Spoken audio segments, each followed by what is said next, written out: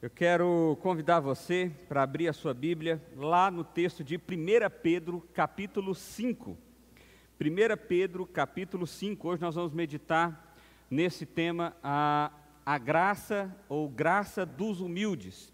Nós estamos numa série de pregações expondo a carta de 1 Pedro, uma carta extremamente prática, uma carta extremamente bela, e que mostra como que o Evangelho deve ser aplicado nas nossas vidas, nas mais diversas situações, em especial nos dias de sofrimento.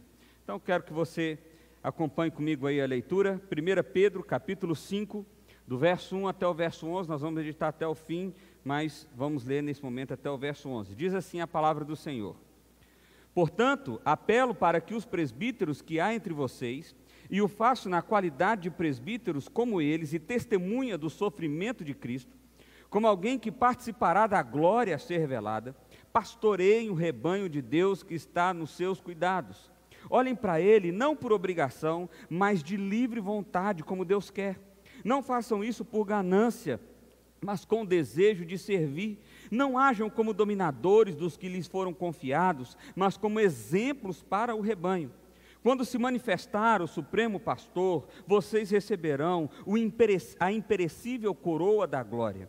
Da mesma forma, jovens, sujeitem-se aos mais velhos, sejam todos humildes uns para com os outros, porque Deus se opõe aos orgulhosos, mas concede graça aos humildes. Portanto, humilhem-se debaixo da poderosa mão de Deus, para que Ele os exalte no tempo devido. Lancem sobre Ele todas as suas ansiedades, porque Ele tem cuidado de vocês.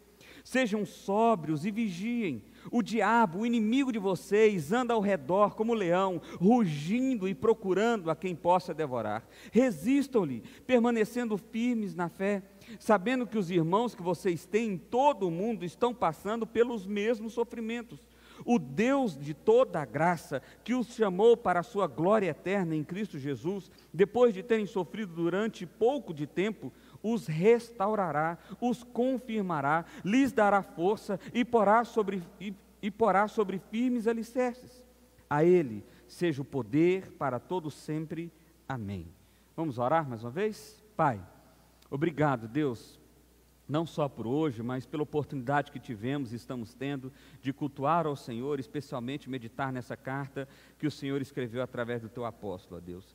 Pai, que as palavras que nós acabamos de ler, dessa carta, ó Pai, fale profundamente aos nossos corações, ó Deus, que o Teu Espírito Santo aplique essas verdades, ó Deus, de forma que venha nos transformar o nosso coração, para a glória do Senhor. Em nome de Jesus, amém.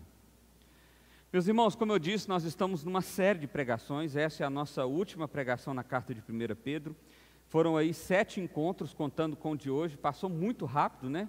Eu fico impressionado como às vezes o tempo vai passando e a gente nem vai percebendo assim. E a carta de 1 Pedro é uma carta onde Pedro escreve ela de maneira geral para algumas igrejas da Ásia Menor, para indicar para eles qual é a aplicação do Evangelho diante do contexto que eles estavam passando. Que contexto é esse? Era um contexto de início de perseguição. O imperador daquela época, o imperador Nero, ele não gostava dos cristãos, ele estava começando a perseguir os cristãos, e havia uma perseguição, não só por parte do imperador, mas por parte de toda a estrutura do império daquela época, e o próprio povo, muitos conflitos, etc, etc, etc. Então, Pedro encoraja eles a viver o Evangelho nesse contexto, mas antes de encorajá-los, ele afirma o que é o Evangelho. Ele faz isso no capítulo 1, mostrando que o Evangelho é a salvação que acontece através da eleição de Deus, através da redenção de Cristo Jesus, e através do nascer de novo do Espírito Santo.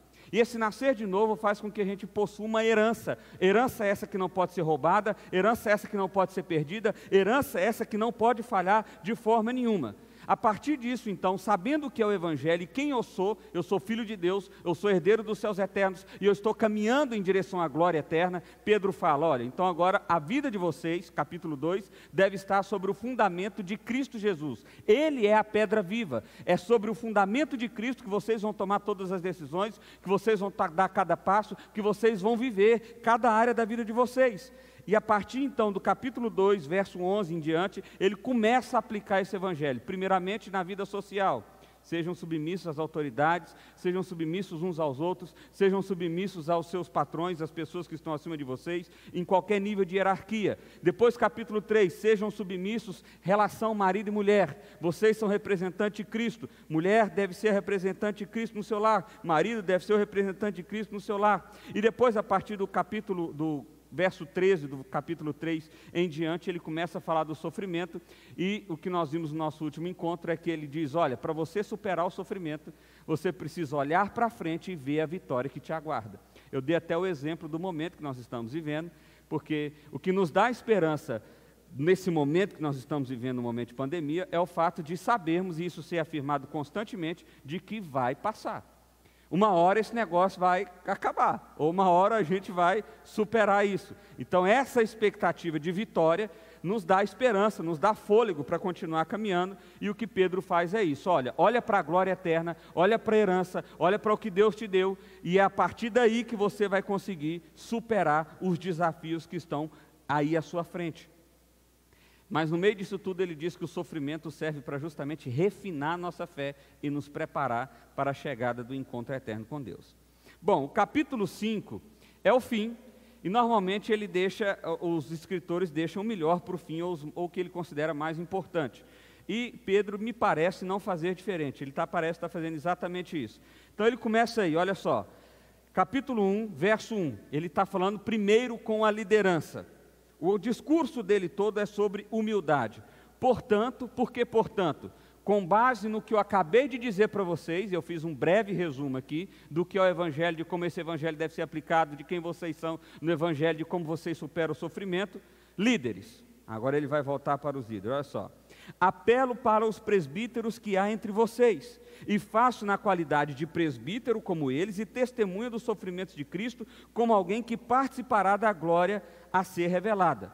Presbítero aqui era uma referência, uma palavra em si, ela é traduzida por ancião, mas já há muito tempo, desde a época de Moisés, lembra daquela história em que Moisés estava lá, sufocado com os julgamentos do povo, o pessoal caminhando pelo deserto, ele tinha que julgar cada causa, vem Jetro, o sogro dele, e diz assim, olha, deixa eu te dar um conselho, pega as pessoas mais experientes, coloca esses por juízes, porque eles vão começar a afunilar melhor o processo, você divide as tarefas. Como é que se chamou esses anciões? Presbíteros. Então é ali que surgiu esse negócio. Começou a nomear a liderança para a liderança administrar, então, naquele contexto, o povo de Deus. Quando o cristianismo surgiu, o cristianismo, a partir de Atos a gente vê isso, segue essa mesma estrutura. Presbíteros são eleitos pela igreja para liderar aquela igreja local ou liderar aquela região. Então o que aconteceu é que Pedro está falando com os presbíteros dessas várias igrejas que eles estavam conversando, e presbítero aqui é uma referência para liderança, tá bom, meu irmão? A Bíblia usa presbítero, a Bíblia usa pastor, a Bíblia usa bispo, todas essas palavras são sinônimos, elas não são hierarquias. Eu sei que a gente acabou usando, algumas igrejas usam como hierarquia, não é assim? O cara primeiro começa na mesa de som, depois ele vira diácono, depois ele vira presbítero, depois ele vira pastor, depois ele vira bispo, e assim vai indo, né? Tem uns que tem até arcanjo agora aí, tá surgindo. Mas não é isso que Pedro está dizendo aqui. Pedro está dizendo assim, você que exerce liderança no corpo da igreja, especialmente aos líderes instituídos, ou seja, os presbíteros. Eu vou falar uma coisa para vocês que é importante, e eu quero falar isso para vocês de presbítero para presbítero. Percebe que Pedro era apóstolo, mas ele está se chamando de presbítero. Por quê? Porque é nesse contexto de liderança. Para ele ser apóstolo não era mais importante. Não tinha nada a ver com isso. Ele era líder da igreja, assim como aquele irmão na igreja A, B, C, D, Y. Não tinha hierarquia. Eles tinham um chamado de liderança. Então ele diz, olha, eu rogo para vocês, como alguém que tem a mesma autoridade de vocês, como alguém que testemunhou Cristo, como alguém que vai participar junto com vocês quando a glória for revelada. Mais uma vez ele está apontando para o dia da volta de Cristo, o dia em que todos nós nos encontraremos com Cristo. Então, com base nisso, pensando na glória de Deus que vai se revelar, pensando no fato de que eu sofri junto com Cristo, pensando no fato de que nós temos a mesma autoridade, olha o que eu vou dizer para vocês que é importante. E aí, essa palavra aqui vai em duas direções. A você que está me ouvindo, que é líder, e a você que está ouvindo, que não é líder. Porque é esse tipo de líder aqui que você, que não é líder, precisa exigir. E pensa, eu sou um pastor, então eu sou um líder de uma igreja. Então, falar o que eu vou falar aqui não é tão fácil, porque não significa que eu sou exatamente o que o texto está dizendo. A gente tenta ser, mas nem sempre a gente consegue. Então, olha só, verso 2, diz assim: pastorei o rebanho de Deus que está aos seus cuidados. Então, cuidem do rebanho de vocês. Vocês têm que ter atenção para esse rebanho. Como? Ele continua: olhem por ele, não por obrigação, mas de livre vontade, como Deus quer. Primeira coisa, ser líder não é algo que deve ser um peso na vida do indivíduo, na vida daquela pessoa. Não pode ser uma obrigação. E aí eu vou usar o meu contexto, já que eu sou pastor. Imagine eu ter que ligar para um irmão que é muito chato. E aí a gente fala assim: vou ligar não. Aí eu penso: não, vou ligar só porque eu sou obrigado, porque se eu não fosse pastor, está errado. Por quê? Porque o que Pedro está dizendo aqui é que um presbítero, um líder, e aí volto a dizer, não estou dizendo só de pastor, nem só de presbítero oficialato, estou dizendo de qualquer pessoa que exerce qualquer nível de liderança na igreja. Ela deve exercer esse nível de liderança com prazer, com alegria, com doação voluntária, intencional. Por quê? Porque é isso que Deus quer. Se é por obrigação, larga mão, não faça. Pastor, mas se eu não fizer, ninguém vai fazer. Não, meu amigo, você não entendeu não. A igreja já existia antes de você e ela vai continuar existindo depois de você. Não é você que faz com que a igreja exista. Humilhe-se o seu coração e tenha a percepção de que você é chamado para a liderança. Isso é sim algo que deve ser, tocar o nosso coração, mas isso deve ser algo que deve ser feito com livre vontade. Segundo, não façam isso por ganância, mas com o desejo de servir. Parece que Pedro está vendo as nossas televisões de hoje. Parece que Pedro está vendo o que está acontecendo nos dias de hoje aí. Olha só. Ser líder, desenvolver um papel de liderança, nunca deve ser para benefício próprio. E a ganância aqui tem a ver com dinheiro. Ou seja, já naquela época, existiam alguns líderes que estavam exercendo a função de liderança para se beneficiar daquilo de forma financeira. Naquela época, 2000 anos atrás. E Pedro está dizendo: não façam isso, de forma nenhuma. Por quê? Porque a disposição do líder é de servir. Ele é alguém que serve, ele não é alguém que recebe, ele é alguém que entrega. Ser líder é isso. Olha só, outro ponto, terceiro: não hajam como dominadores dos que lhes foram confiados, mas como exemplo. E aqui eu quero encorajar você que exerce qualquer nível de liderança na sua vida social. Isso aqui serve para a criação de pais e filhos, por exemplo, para a criação de filhos. Isso aqui serve para um cara que administra a sua empresa. Isso aqui serve para uma mulher que tem um negócio, ou que exerce uma função de chefia em qualquer nível que seja. Como que você deve servir? De forma voluntária, sem ganância, mas com desejo de servir.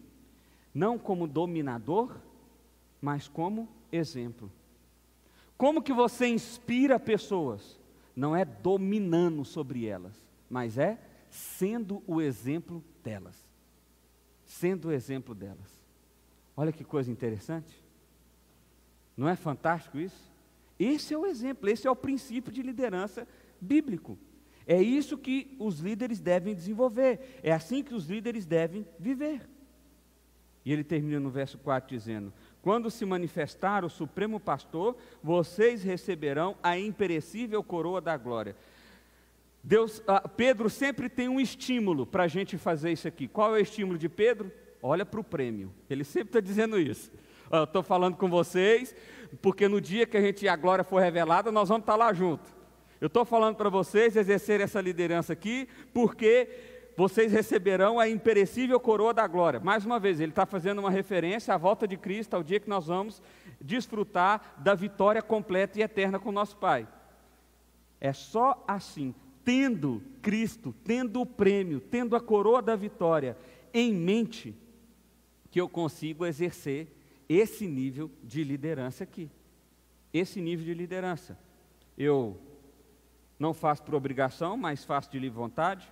Eu não faço por ganância, mas eu faço para servir. Eu não faço como alguém que domina sobre o outro, mas eu faço como alguém que é exemplo do outro. E é isso que é ser líder segundo a Bíblia. Calvino, comentando esse texto, ele diz o seguinte: ao exortar os pastores quanto ao dever, ele realça especialmente 3 vícios que costumam prevalecer em grande escala, a saber, a indolência, a ganância por lucro, a ambição pelo poder. Em oposição ao primeiro vício, ele põe entusiasmo ou atenção espontânea. Ao segundo, liberalidade. E ao terceiro, moderação e mansidão, pelas quais podem manter-se a sua própria posição e estado. Resumindo, um líder é o líder que Cristo foi. Não é assim que Cristo foi? Quando a gente olha para Cristo, não é esse nível de liderança que ele exerceu? Ele não dominava sobre os apóstolos, ele ensinava, sendo o exemplo deles. Ele não fez de maneira obrigada, mas ele fez de maneira voluntária. E ele certamente não ganhou nada com isso, ele não fez por ganância nenhuma, mas pelo puro desejo de servir. É assim que Cristo liderou, e é assim que nós devemos liderar, em qualquer nível de liderança, empresarial, familiar, eclesiástica, no caso igreja, em qualquer nível de liderança, é assim que a gente deve liderar o outro. Agora, Paulo vai para Pedro, perdão, toda vez eu confundo, Pedro vai para o segundo tópico, olha só, jovens, da mesma forma, jovens, sujeitem-se aos mais velhos, sejam todos humildes uns para com os outros. Jovens aqui não significa jovem de idade. Jovem aqui significa jovem de maturidade. Então, ele falou para os líderes em tese são pessoas maduras na fé, certo? Beleza? Então ele falou como que os líderes, como que as pessoas maduras na fé devem exercer a vida do Evangelho. Assim. E os que não são maduros na fé, os que estão chegando agora, sejam submissos às pessoas que são maduras. É assim que funciona. É assim que funciona. Da mesma forma, jovens, sujeitem-se aos mais velhos. Sejam todos humildes uns para com os outros. Ele até amarra aqui. Ele está dizendo que a humildade é tanto do líder quanto do liderado. É de um para com o outro. Por quê? E aí ele cita o texto de Provérbios que a gente começou esse culto. Deus se opõe ao orgulhoso, mas concede graça aos humildes. Por quê? Porque Deus dá um joia para quem é humilde, mas Deus desdém, Deus se opõe, Deus zomba daquele que é orgulhoso. É a motivação pela qual nós devemos ser humildes. Meu irmão, eu não sei se você está entendendo aqui, mas a ideia é o seguinte: a humildade é a característica essencial de alguém que vive o Evangelho. De alguém que vive o Evangelho. Só que parece que nós vamos caminhando em direções diferentes. Eu conheço pessoas que não conheciam nada do Evangelho, passaram a conhecer alguma coisa do Evangelho. Sabe o que essas pessoas fizeram? Começaram a desdenhar o outro que não sabe nada. Não, você não sabe ler a Bíblia não. Isso aí, bobagem. Isso aí, não, você vai para o inferno, com certeza. Não adianta nem se orar não. Normalmente a gente não foge desse discurso. Isso é comum de acontecer com pessoas que se dizem seguidoras de Cristo, com pessoas que se dizem manifestar o Evangelho de Cristo. Mas o Evangelho de Cristo foi manifestado por Cristo com humildade. Por quê? Porque nós manifestamos ele com arrogância, com prepotência, com orgulho. Se fomos alcançados, se a graça chegou até nós de forma imerecida, ou seja, nós não merecíamos, e ainda assim fomos resgatados, e ainda assim fomos feitos filhos, e ainda assim foi nos dada uma herança, herança que não pode ser perdida, herança que não pode ser roubada, herança que está garantida pelo Espírito Santo de Deus. Ou seja, eu não faço nada, eu estou à mercê da atitude de Deus, eu estou à mercê da misericórdia e da graça de Deus. Porque, afinal de contas, alguém que se diz cristão é orgulhoso. É na contramão de tudo o que o Evangelho fala. de tudo que o Evangelho defende. Percebe isso? É na contramão. Moody, um comentarista, ele diz o seguinte: a menos que você se humilhe diante de Deus no pó e confesse diante dele suas iniquidades e pecados, a porta do céu, que está aberta apenas para pecadores salvos pela graça, devem ser fechados contra você para sempre. Se você se acha a última Coca-Cola do deserto, você vai continuar sendo a última Coca-Cola no deserto, porque o paraíso não está aberto para você. O paraíso está aberto para pessoas humildes, pessoas que se submetem. Meu irmão, olha só o que a gente já falou aqui. Pedro já está falando de humildade há muito tempo nessa carta. Como que a mulher deve agir para com o marido? Com humildade, com sujeição. Como que o marido deve agir para com a mulher? Com humildade, com sujeição. Como que um cristão deve agir com o empregador? Com humildade, com sujeição. Como que um cristão deve agir para com um governante? Em qualquer instância que for, com humildade, com sujeição. Pastor, mas você não entende, meu marido é horrível, o governante não presta, meu patrão tem que morrer. Então você não entendeu nada do Evangelho. Porque nós não estamos olhando para o prêmio que pode ser ganhado agora. Nós estamos olhando para o prêmio que já foi ganhado lá na eternidade. É para lá que eu estou olhando. É quando eu olho para Cristo, esperando lá na linha de chegada, com a coroa. Eu não sei como é que deve ser uma coroa no céu, mas deve ser um negócio muito mais bonito do que a gente conhece aqui. Então você fica pensando Jesus com a coroa lá, falando: vem, vem, pode vir, estou te esperando. É quando eu vejo essa cena que eu consigo viver o Evangelho. E qual é a característica essencial? Humildade. Seja líder, seja jovem. E as batalhas, como é que a gente encara as batalhas? Com humildade. Olha só o que diz o texto, olha só, verso 6. Portanto, tá certinho aí? Tá. Portanto, humilhem-se debaixo da poderosa mão de Deus, para que Ele os exalte no devido tempo. Portanto, a vida de vocês deve ser pautada em submissão a Deus. E olha que ele usa aqui uma expressão, uma característica de Deus, a poderosa mão de Deus. O que ele está querendo dizer com isso aqui? Ele está querendo fazer uma referência ao poderio de Deus, a como Deus é poderoso, a como Deus é grande. Para deixar claro para você que não é para você se humilhar diante de qualquer Deus, não. É para você se humilhar diante do poderoso, daquele que tem o cetro de tudo nas mãos. Porque se você se humilha, se submete a Ele, pastor, eu não vou ser, deixa eu dar um exemplo muito claro aqui do que a gente está querendo dizer, usando a própria carta de Pedro, porque eu acho que é o exemplo mais comum aqui. Pastor, eu não vou manifestar o Evangelho no meu casamento, porque é o seguinte, a pessoa que está comigo, ela é o Satanás encarnado. Não dá. Se eu abaixar o nariz para aquela mulher, ou se eu abaixar o nariz para aquele homem, você não está entendendo o que vai acontecer, não. Então você não se humilhou debaixo da poderosa mão de Deus. Entendeu? É isso. É isso. Ah, pastor, mas eu não concordo, não. Não tem problema. Isso aqui não é questão de concordar ou de discordar. Isso aqui é questão de viver ou não viver o Evangelho. Não é questão de concordar ou discordar. É questão de que se você está submisso a Cristo ou você está submisso ao seu coração. Se você está submisso a Cristo, você se humilha. Primeiro, a poderosa mão de Deus. Depois, fazendo o que o próprio Deus disse que é para fazer.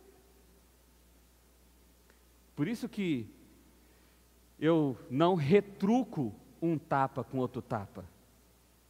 Não é assim? Se alguém me der um tapa na minha face, o que eu tenho que fazer? Oferecer a outra. Pastor, isso aí, mas nem em filme não acontece um negócio desse. Eu não estou dizendo que é fácil, não. Na hora nenhuma eu disse isso. Mas eu estou dizendo que é isso que o Evangelho nos impulsiona a fazer. E quando nós não fazemos, nós estamos sendo arrogantes. Nós não estamos nos humilhando debaixo da mão poderosa do Senhor. Agora, existe um benefício. Mais uma vez, quem se humilha debaixo da mão poderosa do Senhor, qual é a consequência? Para que Ele o exalte no devido tempo. Olha Pedro, mais uma vez, fazendo a mesma referência futurista. Olha, você se humilha agora para ser exaltado lá na frente, porque Ele já disse agorinha para nós que tem uma coroa esperando a gente lá. E coroa é coisa boa, né? Então, eu me humilho agora na expectativa da coroa que está sendo separada e guardada lá para mim. Observe, a minha atitude de hoje é sempre pensando na salvação que Deus já executou e na salvação que eu vou viver na eternidade. É sempre nessa perspectiva. Se você não tem a eternidade como algo próximo do seu coração, você certamente terá dificuldade de viver o Evangelho. Porque o Evangelho é ir na contramão de tudo, gente. De tudo. Quando eu era criança, minha mãe dizia assim, o mundo é dos espertos. Ela queria dizer que eu não devia ser bobo. Talvez é porque eu sempre fui o menor da sala, eu era um ano adiantado dos meus colegas, e eu já era pequenininho para a minha idade. Então, ou seja, esse negócio de bullying, não tinha essa palavra na época, mas a gente vivia isso o tempo inteiro. E não eram poucas as vezes que eu chegava chorando em casa, ou qualquer coisa desse sentido, e minha mãe dizia, você tem que ser esperto, porque o mundo é dos espertos. E eu pensando, o que eu tenho que fazer, meu Deus do céu? O cara é 2 vezes o meu tamanho. Mas, infelizmente, minha mãe não estava dando um conselho do Evangelho. O conselho do Evangelho é, manifeste Cristo. Você não precisa ser esperto, não. Você precisa ser Cristo. Você precisa ser Cristo. Tratar o outro com humildade, com amor e com compaixão. Mas nesse mundo cruel, cheio de leão solto na rua, nesse mundo cruel. Nesse mundo cruel. Porque é assim que as pessoas vão olhar para você e ver o Evangelho de Cristo. Olha só, verso 7. Lancem sobre ele toda a sua ansiedade, porque ele tem cuidado de vocês. Agora, percebe que tem uma referência aqui interessante, olha só. Eu me humilho debaixo da mão poderosa do Senhor e eu sou exaltado. Eu lanço sobre ele, lançar aqui é jogar, é você pegar e arremessar mesmo. Toda a sua ansiedade nele. Por quê? Porque ele tem cuidado. Mas eu só vou lançar a ansiedade e desfrutar do cuidado se antes eu me humilhar. Porque no fim das contas, ansiedade tem a ver com arrogância. Por que a gente está ansioso com o fato de, por exemplo, não conseguir pagar a conta antes que o mês vença?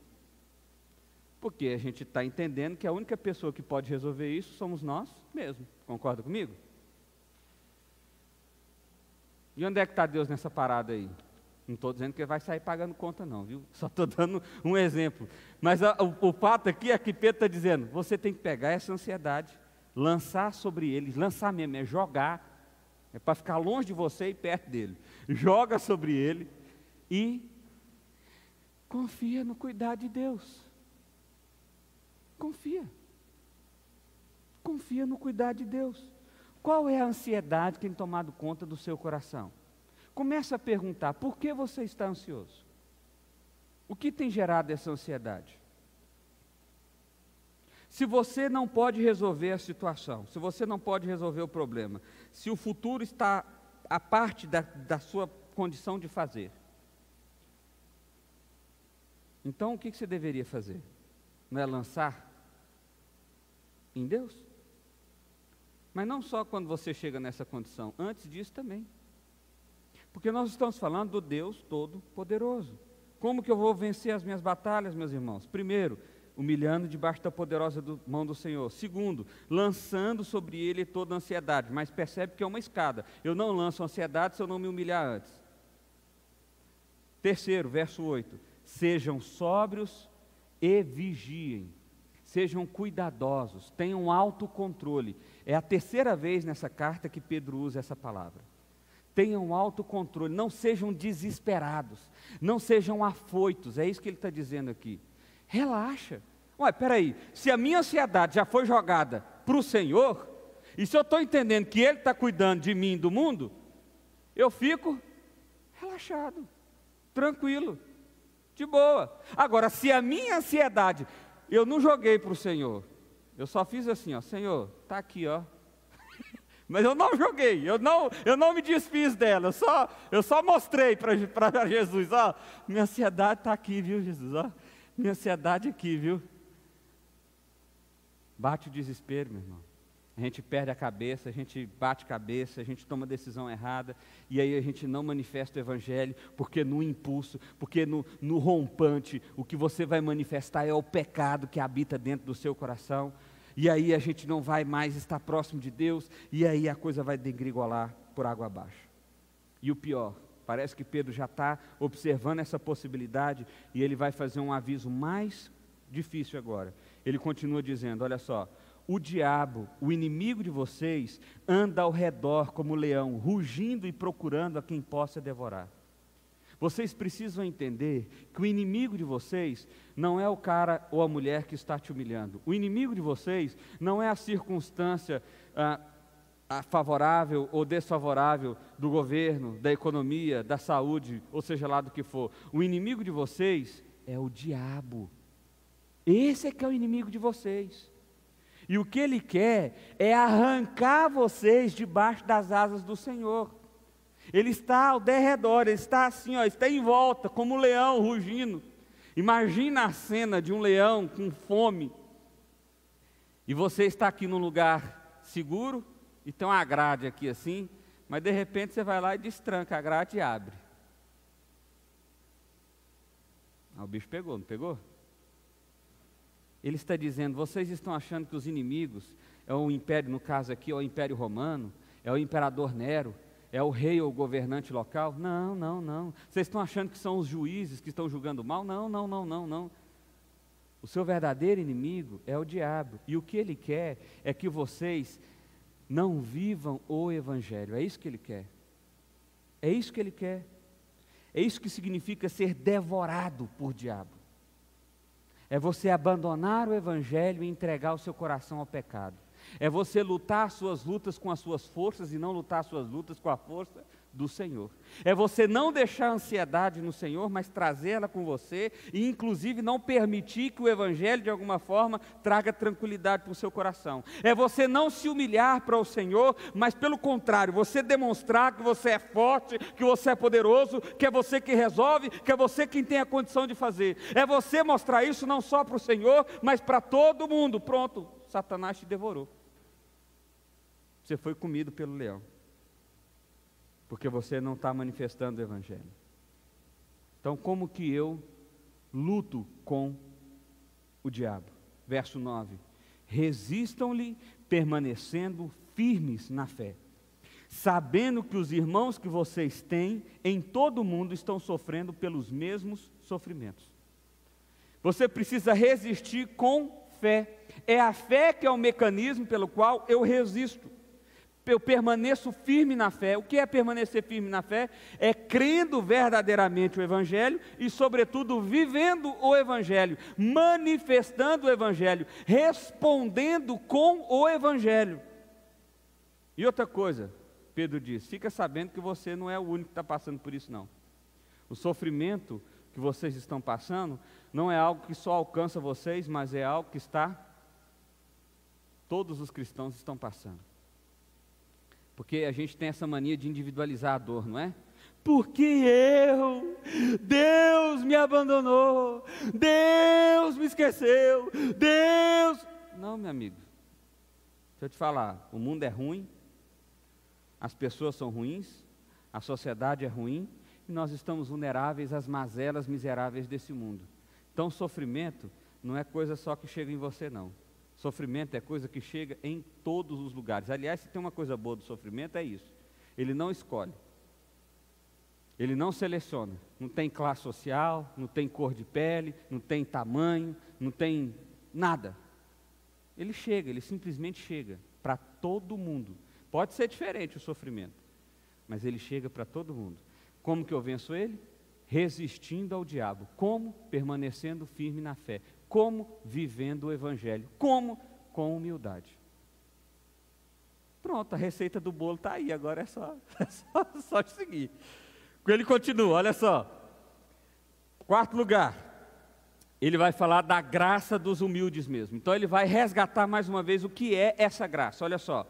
O Deus de toda a graça, que os chamou para a sua glória eterna em Cristo Jesus. Mais uma vez, para onde que Pedro está falando para a gente olhar? Para a glória eterna em Cristo Jesus, lá para a eternidade, é para o prêmio, é para a herança, é para a coroa da vitória. Ele vai dando várias nomenclaturas aqui, para a gente se despertar para isso.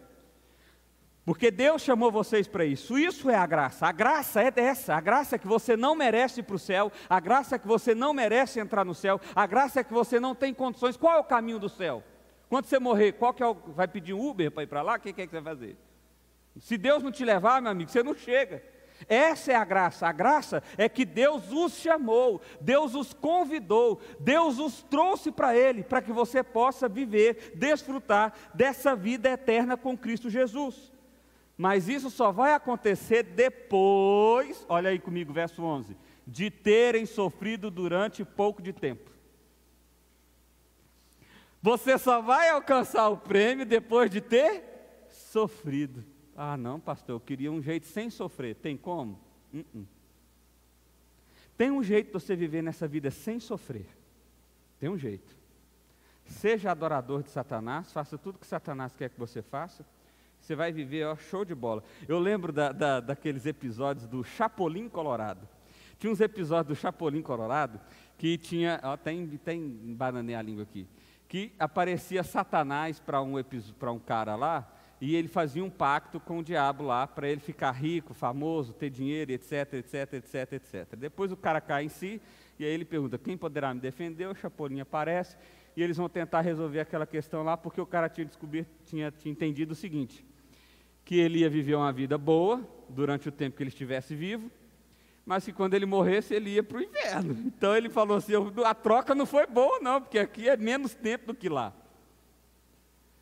E às vezes a gente precisa ter essa sensação, esse sentimento. Você já parou para pensar que o seu sofrimento, por mais dolorido que seja, por mais difícil que seja, por mais complicado que seja, ele é por pouco tempo? Ele é breve? Ele é breve. E com isso eu não estou dizendo que você tem que abreviar a sua vida, não, pelo contrário. Você tem que viver o quanto você puder, o máximo que você puder, para que o Evangelho seja manifestado através de você a quantas pessoas puder.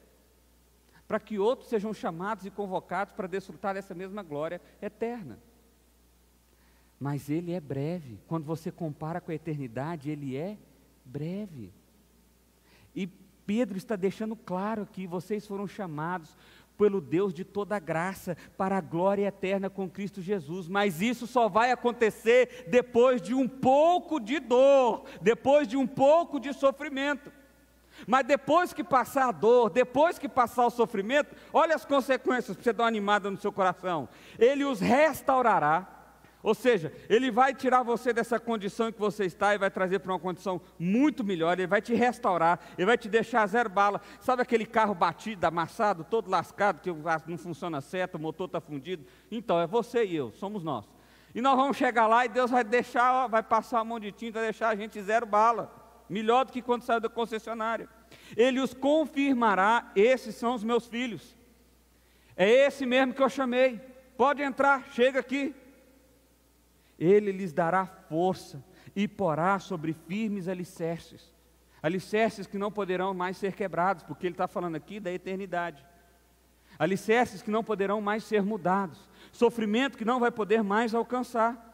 E aí Pedro parece que vai empolgando quando ele está falando isso aqui, ele fala assim, olha só, restaurará, confirmará, lhe dará força e porá sobre firmes alicerces. A ele seja o poder para todo sempre, amém?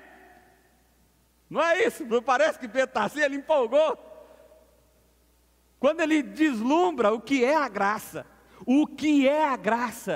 Que graça que é essa para os humildes? É a graça de viver a glória eterna com o Pai, é a graça de ser chamado pelo Pai, é a graça de ser restaurado pelo Pai, é a graça de ser colocado nos braços do Pai. Essa é a graça, essa é a verdadeira graça. Quando ele olha para isso, ele diz: olha, meu irmão, a Ele seja o louvor, a Ele seja a glória, esse é o nosso Deus.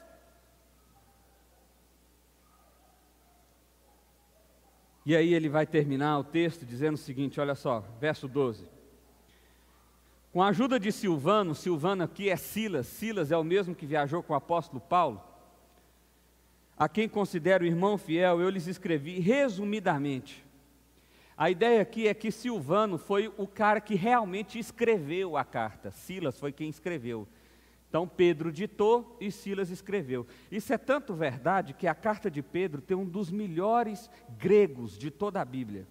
E a Bíblia diz que Pedro era iletrado, ou seja, não é que ele não sabia ler e escrever, mas é que ele não tinha ido muito longe nessa área. Então, para ter um grego tão rebuscado aqui, a outra pessoa escreveu. E aí ele está dizendo quem foi essa pessoa, foi Silas, o mesmo que viajou com Paulo, que agora estava com ele. Ele diz, olha, eu escrevi resumidamente, já pensou se ele quisesse escrever muita coisa? Eu escrevi pouca coisa para vocês, é só o essencial. Para quê? Para encorajar vocês e testemunhando que essa é a verdadeira graça de Deus. Sabe, meu irmão, tem muita gente oferecendo uma graça barata. Tem um teólogo chamado Dietrich Bonhoeffer, ele usa essa expressão, a graça barata. Nós precisamos rejeitar a graça barata. Qual é a graça barata? A graça barata é que eu digo aqui para vocês, olha, a partir do momento que vocês começarem a adorar ao Senhor, todos os problemas da vida de vocês vão ser resolvidos. Você quer resolver seu problema financeiro? Vem para cá. Você quer resolver seu problema conjugal? Vem para cá. Você quer que a sua família prospere, que a sua empresa fique rica, milionária? Vem para cá. Isso é graça barata. Porque Deus não está oferecendo para nós nada disso aqui. Deus está oferecendo para nós algo muito maior, muito além, muito superior. É a glória eterna com Cristo Jesus. Vai além disso tudo. Ah, pastor, mas e esses problemas aí, como é que faz? Aguenta firme. É o que Pedro está dizendo. Aguenta firme. É pouco tempo. Pensa na glória. É isso que ele fala o tempo inteiro dessa carta. Olha para o fim. Deslumbra o fim. E Pedro está dizendo, essa que é a verdadeira graça de Deus. É essa que é a verdadeira graça de Deus. Não se deixem ser levados por uma graça barata. Não se deixem ser levados por alguém que vai confundir vocês com vitórias momentâneas, com vitórias imediatas, enquanto a vitória eterna está sendo perdida. Não! Essa é a graça de Deus. Mantenham-se firmes na graça de Deus. Que graça? A que ele acabou de descrever.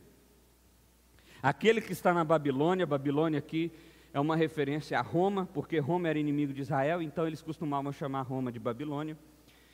Também eleita, envia-lhe saudação, também Marcos, meu filho. Marcos é o mesmo que também viajou com Paulo e Silas, e que depois Paulo até dispensou ele numa viagem lá, e aí foi o mesmo que escreveu o Evangelho de Marcos, ou seja, Pedro estava bem acompanhado, estava com Silas e estava com Marcos. Saúdam uns com os outros com beijo de santo amor. O beijo de santo amor aqui era o ósculo santo, né, o beijo na bochecha, era uma prática comum daquela época.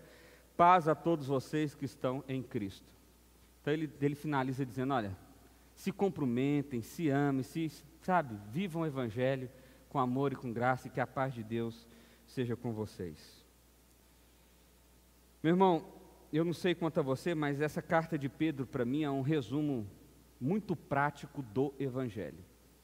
A impressão que eu tenho é que se alguém tem dúvidas de como viver o Evangelho, leia 1 Pedro, medite em 1 Pedro, tenta entender essa carta, porque você não vai ter muita dificuldade, ele é extremamente claro, extremamente prático, ele aponta, ele dá a receita do bolo certinho, é só você seguir que vai ficar top. Mas o que fazer então diante desse texto? Olha só. Em primeiro lugar, vou resgatar só algumas coisas que Pedro já disse aqui para nós. Líderes, sejam humildes e sirvam a Cristo e não a si mesmo. A primeira regra é essa. Pastor, mas eu não sou líder de igreja. Meu irmão, esse princípio de liderança serve para qualquer lugar que você estiver. Se você lidera, alguma coisa ou alguém, você deve seguir esses princípios. Segundo, seja humilde para com o outro. Essa é a principal característica do cristianismo. Se você não é humilde, se você é arrogante, se você se acha melhor do que os outros, se você acha que a sua fé é muito superior à da pessoa que está do seu lado, se você acha que a pessoa que não compreendeu o Evangelho é um ignorante, é um burro, tem que ir para o inferno mesmo, então eu quero dizer que você não compreendeu o Evangelho. Você pode ser religioso, você pode até conhecer a Bíblia, mas o Evangelho, a prática do Evangelho, você ainda não compreendeu. Porque a prática do Evangelho pressupõe humildade. Pressupõe humildade. E aqui eu quero fazer mais uma vez referência aos líderes, porque, meus irmãos, é triste de ver as referências de liderança que nós temos hoje, principalmente na vida da igreja. Em geral, olha para você ver como é que a gente pensa. Quando um líder muito famoso, vou falar de pastores aqui, tá? De alguma igreja, tem uma atitude humilde, o que normalmente a gente diz? Caramba, olha só, que cara humilde, como se isso fosse assim. Percebe que a minha, a sua cosmovisão sobre isso está errada? A gente já está esperando que os líderes sejam arrogantes, mas não é isso que a Bíblia está dizendo. Então, nós não deveríamos ser surpreendidos por atitudes humildes dos líderes. Pelo contrário, esse deveria ser o ordinário, esse deveria ser o comum, seja qual for o nível de liderança que você esteja exercendo. Terceiro, lancem sobre ele toda a sua ansiedade, pois ele está cuidando de vocês. Pastor, eu não consigo lançar para Deus toda a minha ansiedade. O que está acontecendo comigo? Está acontecendo que você não crê que Ele cuida de você. Ou que você acredita que o cuidado de Deus não é o suficiente, que você precisa dar uma força para Deus, você precisa complementar o que Deus está fazendo. Resumindo, qual é o problema? Fé.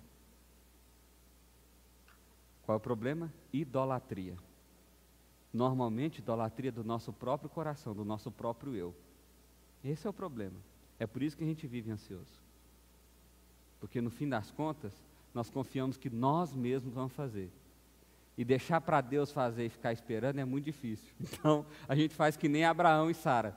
Deus falou para Abraão, olha, eu vou dar um filho para vocês. Passou um ano, passou 2, passou 3, passou alguns. Sara falou, olha, nós entendemos errado, esse negócio aí está esquisito. E eu já estou velha, você está velho. Faz o seguinte, deita com Agar, nossa serva aqui, egípcia, novinha. Com certeza com ela você vai ter um filho. Abraão falou, não, beleza, já que você está insistindo, eu vou fazer isso. Deitou com Agar, teve o filho. Deus chegou depois, falou o quê? Na minha versão, viu? Abraão, que besteira é essa que você fez? Ô Abraão, eu não sei se vocês vão lembrar, mas no texto bíblico diz que quando Deus falou para Sara que ela ia ter um filho, e ela já tinha mais de 90 anos, Sara riu do Senhor. Está escrito isso lá. Sara riu do Senhor. Sara, esse Deus é um brincalhão mesmo, olha aí. O que é isso? Falta de fé e idolatria. O pecado de Sara e de Abraão é o mesmo pecado meu e seu, quando a gente não entrega a Deus a nossa ansiedade. É o mesmo, é igualzinho. A diferença é que ao invés de deitar com Agar, nós estamos fazendo outra coisa. Não, Deus, espera aí, eu vou tentar só mais um negócio, se não der certo, aí nós vamos... Não, Deus, eu vou esperar só até o dia X, aí se não der certo, aí você vem, mas assim, eu vou tentar mais... Meu irmão, você não está entendendo. Entrega o seu coração, toda a ansiedade do seu coração ao Senhor. Ele que está cuidando, Ele é que é o bom pastor. Quarto, resista ao diabo vivendo a verdade do Evangelho. Como que eu vou resistir ao diabo? É dando na cara do capeta? É metendo murro no Satanás? Não, é vivendo o Evangelho. É assim que eu vou resistir ao diabo. As pessoas espiritualizaram tanto isso, que parece que para a gente vencer a Satanás, eu preciso orar, ver os demônios. Tem uns que falam demônio do norte, demônio do sul, do leste, do oeste. Tem hierarquia de demônios, não sei onde é que esse povo viu isso, não tem nada disso na Bíblia. Mas tem lá hierarquia, soldado, tenente, sei lá o quê. E as pessoas vão dando ordem, e brigando, e exército, e não sei o quê. Foi, amigão. O que Pedro está dizendo aqui é que a gente resiste o diabo vivendo o Evangelho é assim. Às vezes a gente está expulsando demônio, mas está traindo a esposa. Eu estou resistindo o diabo? Longe disso, longe disso. Quinto, saiba que Deus os chamou para a glória eterna. Isso aqui, meu irmão, você tem que pôr na entrada da sua casa. Deus me chamou para a glória eterna. Toda vez que você entrar, você dá uma animada. Foi ruim o dia, está pior, eu não estou dando conta, eu quero desistir. Aí você lembra, peraí, Deus me chamou para a glória eterna, recompõe aí, vamos ficar firme aqui, vamos aprumar, porque é glória eterna, eu tenho que olhar para lá, eu estou indo para o lugar certo, relaxa o coração, vamos suportar o sofrimento, porque se isso não tiver em mente, realmente é muito difícil. E sexto e último lugar, mantenham-se na graça de Deus, mantenham-se firmes na graça de Deus. Que graça? A glória eterna, a glória eterna. Uma última frase para a gente terminar, diz assim: Pedro nos chama para viver o Evangelho de Cristo em completa humildade. Eu preciso ser humilde quando? O tempo inteiro. Aonde? Em todo lugar. Em que circunstâncias? Em todas elas. A humildade é uma característica do cristão. Na relação pai-filho, na relação marido-esposo, na relação patrão-empregado, na relação cidadão e governante, na relação, qualquer relação. A humildade é a característica do cristão. Essa é a característica do cristão, humildade. Isso significa nos submetermos e confiarmos na verdadeira graça de Deus. Se eu não estou sendo humilde, o que significa? Que eu não me submeto e que eu nem confio na verdadeira graça de Deus. Entendeu a relação? Não é simples?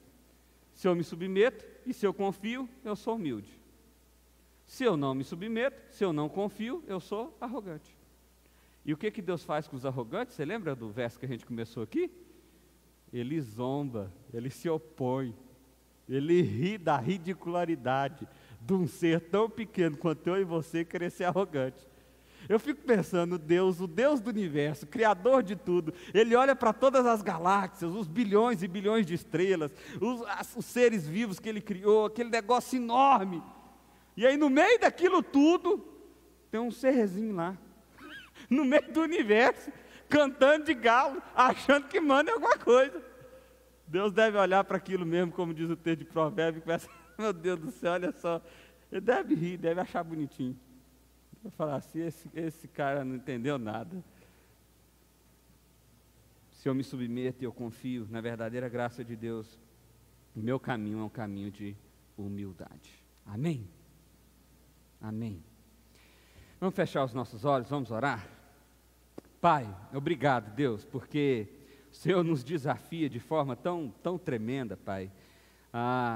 E nós queremos pedir ao Senhor, ó Deus, que o Senhor nos conduza nesse processo, porque a Tua palavra é clara, mas o nosso coração há dúvidas, o nosso coração é turvo, o nosso coração é mau, e a verdade é que é difícil viver o Teu Evangelho, Pai, porque todo mundo está nos conduzindo para uma direção completamente oposta a tudo isso que o Senhor nos ensinou na Tua palavra. Então eu quero pedir ao Senhor, ó Deus, que o Senhor traga a realidade da percepção da vida eterna nos nossos corações. Que a identidade de que somos filhos do Senhor, de que somos herdeiros do céu eterno, de que somos alguém amado e escolhido, cuidados por Ti, ó Pai, seja presente em nossos corações dia a dia, para que assim nós possamos manifestar o Evangelho do Senhor. Pai, que em nome de Jesus, o Senhor fortaleça famílias, empresários, empregadores e empregados, a viver e manifestar o Evangelho do Senhor, ó Pai. Esse mundo precisa do Evangelho do Senhor. Esse mundo tem muito cacique, tem muita gente que manda, tem muito líder, e tem poucos querendo ouvir, poucos querendo ser humildes, poucos que estão submissos realmente ao Senhor, ó Pai. Então eu peço ao Senhor, transforma o nosso coração, começa em nós, escancara todo o nosso pecado, todo o nosso erro, e realmente, ó Pai, nos faça viver o Evangelho da glória eterna do Senhor, ó Deus. É a oração que fazemos a Ti, em nome de Jesus. Amém.